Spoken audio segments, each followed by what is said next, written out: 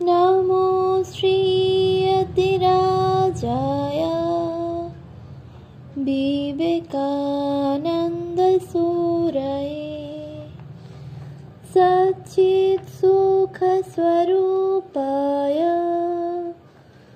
स्वामिने तापहारिणे। পূজনীয়া ভগিনী নিবেদিতার রচনা স্বামীজিকে যেরূপ দেখিয়াছি গ্রন্থ থেকে পাঠ। অনুবাদক পূজনীয় স্বামী মাধবানন্দজি মহারাজ।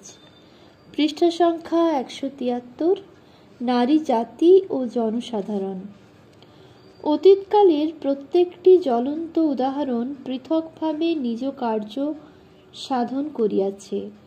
রাজপুত ইতিহাস জাতীয় আদর্শ নারী জীবনের বীরত্ব ও সাহসে পরিপূর্ণ, কিন্তু ওই জ্বলন্ত ও দ্রবীভূত ধাতুকে এখন নূতন ছাঁচে ঢালিতে হইবে। অতীত ভারতে যত মহীয়সী নারী জন্মগ্রহণ করিয়াছেন, রানী অহল্যাবাই তাহাদের মধ্যে শীর্ষস্থানীয়া। দেশের সর্বত্র তাহার জনহিতকর কীর্তি দর্শনে একজন ভারতীয় সাধুর পক্ষে ঐরূপ চিন্তায় স্বাভাবিক। তথাপি ভাবী নারীগণের মহত্ব তাহার প্রতিরূপ মাত্র হইবে না, উহাকে অতিক্রম করিয়া যাইবে। আগামী যুগের নারীর মধ্যে বীরোচিত দৃঢ় সংকল্পের সহিত জননীসুলভ হৃদয়ের সমাবেশ ঘটিবে, যে বৈদিক অগ্নিহোত্রাদি পারিপার্শ্বিক অবস্থার মধ্যে শান্তি ও স্বাধীনতার প্রতীক সাবিত্রীর আবির্ভাব, উহাই আদর্শ অবস্থা। কিন্তু ভবিষ্যৎ নারীর মধ্যে মলয় সমীরের কোমলতা এবং মাধুর্যেরও বিকাশ ঘটিবে। নারীগণকে যোগ্যতার সহিত সমাজে উঠিয়া দাঁড়াইতে হইবে, অবনত হইলে চলিবে না। বিধবাশ্রম বা বালিকা বিদ্যালয় ও কলেজ সংক্রান্ত তাহার সকল পরিকল্পনায় বড় বড় সবুজ ঘাসে ঢাকা জমির ব্যবস্থা থাকিত। যাহারা এই সকল স্থানে বাস করিবে, শারীরিক ব্যায়াম, উদ্যান সংরক্ষণ ও পশুপালন প্রভৃতি তাহাদের নিত্য কর্তব্য বলিয়া গণ্য হওয়া প্রয়োজন। এই নূতন যাত্রাপথের পটভূমি ও প্রাণস্বরূপ হইবে ধর্ম ও উচ্চ লক্ষ্যের প্রতি গভীর অনুরাগ। সংসার অপেক্ষা এই ধরনের বাসস্থান বা আশ্রমের মধ্যেই যাহার সমধিক বিকাশ ঘটে। এই সকল বিদ্যালয়ের অধিবাসিনীগণ শীত ঋতুর অবসানে তীর্থযাত্রায় বাহির হইবে এবং 6 মাস হিমালয়ে অবস্থান করিয়া অধ্যয়নে রত থাকিবে। এইরূপে এমন এক শ্রেণীর নারীর সৃষ্টি হইবে, যাহারা ধর্মরাজ্যে হইবে বাঁশি বাজুক দিগের সদৃশ। বাঁশি বাজুক ইহারা খলিফাদের শরীর রক্ষক ছিল। বহু শতাব্দী ধরিয়া তুর্কি রক্ষী দলে যে সকল সৈনিককে নিযুক্ত করা হইত, তাহাদের শৈশবে সকল দেশ ও জাতির মধ্য হইতে অপহরণ করিয়া আনা হইত ও ইসলাম ধর্মে দীক্ষিত করিয়া লালন পালন করা হইত। এইরূপে তাহাদের ধর্মে অতিশয় অনুরাগ ও দেশের ও রাজার সেবায় পরস্পরের মধ্যে একমাত্র বন্ধন স্বরূপ ছিল। সমগ্র ইউরোপে তাহারা হিংস্র প্রকৃতি ও সাহসী বলিয়া বিখ্যাত ছিল। মিশরে নেপোলিয়ন তাহাদের ক্ষমতা চূর্ণ করেন এবং তাহারাই নারী জাতির সকল সমস্যার সমাধান করিবে। কর্মক্ষেত্র ব্যতীত তাহাদের কোনো গৃহ থাকিবে না। ধর্মই হইবে তাহাদের একমাত্র বন্ধন এবং ভালোবাসা থাকিবে কেবল গুরু, স্বদেশ ও জনগণের প্রতি। কতকটা এইরূপই ছিল তাহার কল্পনা। তিনি বেশ বুঝিয়াছিলেন বিশেষ প্রয়োজন একদল শিক্ষয়িত্রীর এবং এইভাবেই তাহাদের সংগ্রহ করিতে হইবে। শক্তি একমাত্র গুণ, যাহার বিকাশ তিনি পুরুষ এবং নারী সকলের মধ্যে দেখিতে চাহিতেন। কিন্তু এই শক্তির বিন্যাস সম্পর্কে তাহার বিচার কত কঠোর ছিল। আত্মপ্রচার অথবা ভাবোচ্ছ্বাস কোনোটাই তাহার নিকট প্রশংসা লাভ করিত না। প্রাচীনকালের মৌন মাধুর্য ও নিষ্ঠাপূর্ণ আদর্শ চরিত্রে তাহার মন এত দূর মুগ্ধ ছিল যে বাহিরের কোনো আড়ম্বরই তাহাকে আকৃষ্ট করিতে পারিত না।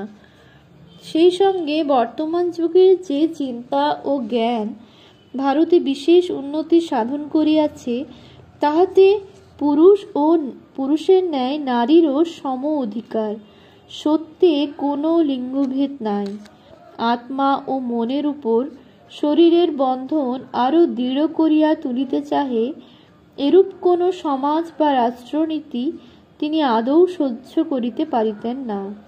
যে নারী যত বড় হইবেন, তিনি ততই চরিত্র ও মনের নারী সুলভ দুর্বলতা অতিক্রম করিতে পারিবেন, এবং আশা করা যায় ভবিষ্যতে বহু সংখ্যক নারী এইরূপে উন্নতি লাভ করিয়া প্রশংসা অর্জন করিবেন।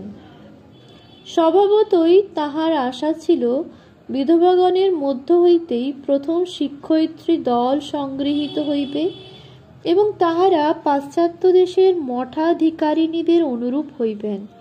কিন্তু অন্যান্য বিষয়ের ন্যায় এক্ষেত্রে তাহার নির্দিষ্ট কোনো পরিকল্পনা ছিল না। তাহার নিজের কথাই বলিতে গেলে তিনি শুধু বলিতেন, জাগো জাগো। সংকল্পগুলি আপনা থেকেই বর্ধিত এবং কার্যে পরিণত হয়। তথাপি কোনো উপকরণ উপস্থিত হইলে যেখান হইতেই উহা আসুক, তাহার সমাদর লাভ করিত। প্রত্যেক নারীর পক্ষে দৃঢ় সবল চরিত্র, বুদ্ধিমতী এবং সত্য পথে পরিচালিত হইয়া নিজেকে উচ্চতম আদর্শের যন্ত্রস্বরূপ করিয়া তোলা কেন সম্ভব হইবে না, এ বিষয়ে তিনি কোনো কারণ খুঁজিয়া পাইতেন না। এমনকি অসৎ কার্য হেতু বিবেকের গ্লানিও অকপটতার দ্বারা দূর করিতে পারা যায়। নারীগণের উন্নতির সহিত সংশ্লিষ্ট আন্দোলন সম্পর্কে এই আধুনিক লেখক বলিয়াছেন, সকল উচ্চ উদ্দেশ্য স্বাধীনভাবে অনুসরণ করা চাই। স্বামীজি স্বাধীনতাকে ভয় পাইতেন না এবং ভারতীয় নারী জাতির প্রতি তাহার কোনো অবিশ্বাস ছিল না, কিন্তু স্বাধীনতার বিকাশ সম্বন্ধে তাহার যে কল্পনা ছিল, তাহা কোনো প্রকার আন্দোলন, হইচই বা প্রাচীন অনুষ্ঠানসমূহ চূর্ণ করিয়া ফেলা, এই সকলের দ্বারা সাধিত হইবার নহে। তাহার মতে যথার্থ স্বাধীনতা হইল পরোক্ষ, নীরব ও সাংগঠনিক। প্রথমে সমাজের প্রচলিত আদর্শগুলি নারীদের যথাযথভাবে গ্রহণ করিতে হইবে। তারপর যতই তাহারা অধিকতর গুণের অধিকারিণী হইবেন, জাতীয় জীবনের বৈশিষ্ট্যপূর্ণ আদেশ ও সুযোগগুলি যথার্থভাবে হৃদয়ঙ্গম করিতে সমর্থ হইবেন। ওই সকল নির্দেশ পালন ও পূর্ণমাত্রায় সুযোগ গ্রহণের দ্বারা তাহারা পূর্বাপেক্ষা অধিকতর ভারতীয় ভাবাপন্ন হইয়া উঠিবেন এবং অবশেষে উন্নতির এরূপ উচ্চ শিখরে আরোহণ করিবেন, অতীত ভারত যাহা কখনো স্বপ্নেও ভাবে নাই। বোধ হয় আমাদের জাতীয় জীবনধারার অবিচ্ছিন্নতা হৃদয়ঙ্গম করার মধ্যে স্বামীজির স্বাধীন চিন্তার যেরূপ স্পষ্ট অভিব্যক্তি দেখা যায়, তেমন আর কিছুতেই নহে। কোন প্রথায় নূতন আকার তাহার নিকট সর্বদা প্রাচীন পবিত্র সংস্কারের দ্বারা পবিত্রীকৃত বলিয়া বোধ হইত। দেবী সরস্বতীর চিত্র অঙ্কন করাই তাহার দেবীর পূজা বলিয়া মনে হইত। ভেষজ বিজ্ঞান অধ্যয়নের অর্থ রোগ ও অপরিচ্ছন্নতারূপ দানবদ্বয়ের আক্রমণ হইতে রক্ষা পাইবার জন্য ভগবানের নিকট নতজানু হইয়া প্রার্থনা করা। হিন্দু সমাজের মধ্যে নূতন ও বৈজ্ঞানিক উপায়ে দুগ্ধ, মাখন প্রভৃতির সরবরাহ, পশুগণের জন্য চারণভূমির ব্যবস্থা ও তাহাদের পরিচর্যা বিধান ইত্যাদি ভাব যে পূর্ব হইতেই যথেষ্ট পরিমাণে বর্তমান ছিল, প্রাচীনকালে ভক্তিভরে গোসেবা তাহারই পরিচয় প্রদান করে। তাহার মতে বুদ্ধিবৃত্তির চরম উৎকর্ষ সাধনের অনুশীলন আধ্যাত্মিক ধ্যান ধারণাদের শক্তি লাভের পক্ষে অপরিহার্য। অধ্যয়নী তপস্যা এবং হিন্দুদের ধ্যানপরায়ণতা বৈজ্ঞানিক অন্তর্দৃষ্টি লাভের উপায়। সকল কার্যই এক প্রকার ত্যাগ।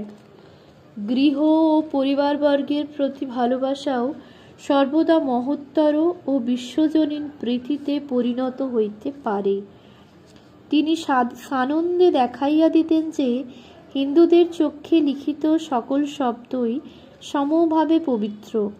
সংস্কৃত যেরূপ, ইংরেজি ও পারসিক শব্দও সেইরূপ পবিত্র, কিন্তু বিদেশি আদব কায়দা ও বিদেশি শিক্ষা দীক্ষার বাহ্য চাকচিক্যের প্রতি তাহার ঘৃণা ছিল। কেবল বাহ্য বস্তুগুলির পুনর্বিন্যাস সম্পর্কে যেসব সমালোচনা, তাহার প্রতি তিনি আদৌ কর্ণপাত করিতে পারতেন না।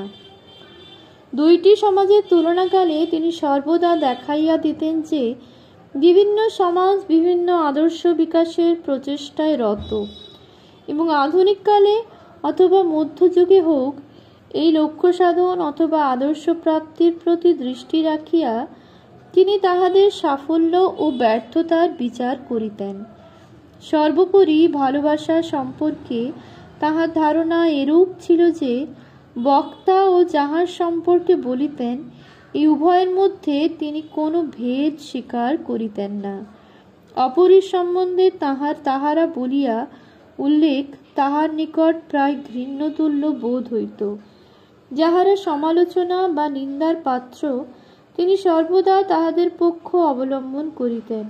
যাহারা তাহার নিকট অবস্থান করিতেন, তাহারা বেশ বুঝিয়াছিলেন যে যদি সত্যই জগৎকে ঈশ্বর ও শয়তান নামক দুই পৃথক ব্যক্তির সৃষ্টি বলিয়া মীমাংসা করা যাইত, তাহা হইলে তিনি নিজে ঈশ্বরের সেনাপতি আর্কেঞ্জেল মাইকেলের পক্ষ অবলম্বন না করিয়া যাহার উপর ঈশ্বর জয়ী হইয়াছেন, সেই চিরকালের জন্য পরাজিত শয়তানেরই পক্ষ গ্রহণ করিতেন।